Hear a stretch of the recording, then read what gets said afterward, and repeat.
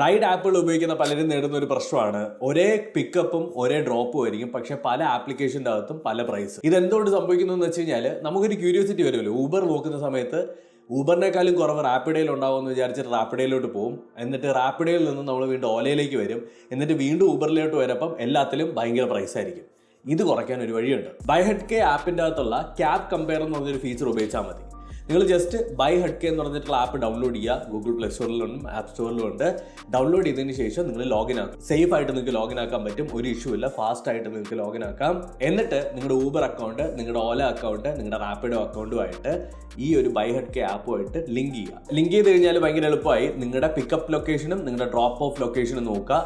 ഈ 3 ആപ്പിലുള്ള പ്രൈസസ് നിങ്ങൾക്ക് കമ്പയർ ചെയ്ത് കാണാൻ പറ്റും. ഇതിനകത്ത് ഏതാണോ നിങ്ങൾക്ക് ഇഷ്ടപ്പെട്ട പ്രൈസ് അല്ലെങ്കിൽ കുറവായിട്ടുള്ള പ്രൈസ്, നിങ്ങൾക്ക് അത് സെലക്ട് ചെയ്ത് ഇൻസ്റ്റന്റ് ആയിട്ട് ബുക്ക് ചെയ്യാൻ പറ്റും.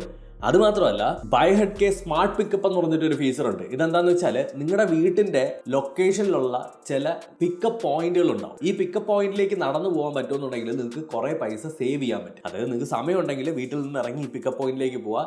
മേ ബി ഒരു 10 രൂപ 20 രൂപ ചിലപ്പോൾ കുറഞ്ഞു കിട്ടും. ഇനി അതൊന്നും വേണ്ട, നടക്കാനൊന്നും പറ്റില്ല, നിങ്ങളുടെ വീട്ടിൽ നിന്ന് തന്നെ എടുത്തുകൊണ്ട് പോയേ പറ്റുള്ളൂന്നുണ്ടെങ്കിൽ ബൈഹെഡ്കെ കമ്പയർ ചെയ്യുന്ന പ്രൈസസിൽ ഏതാണോ നിങ്ങൾക്ക് ഇഷ്ടപ്പെട്ടത് അത് ക്ലിക്ക് ചെയ്യുക, റൈഡ് ബുക്ക് ചെയ്യുക, ആ വണ്ടി കയറുക, എവിടെയെന്ന് വെച്ചാൽ പോവുക. അപ്പോൾ എന്താണ് ആപ്പിന്റെ പേര്? ബൈഹെഡ്കെ. ഇപ്പൊ തന്നെ ഡൗൺലോഡ് ചെയ്യുക. ഉപയോഗമുള്ള ഒരു ആപ്പാണ്. ട്രൈ ചെയ്ത് നോക്കുക.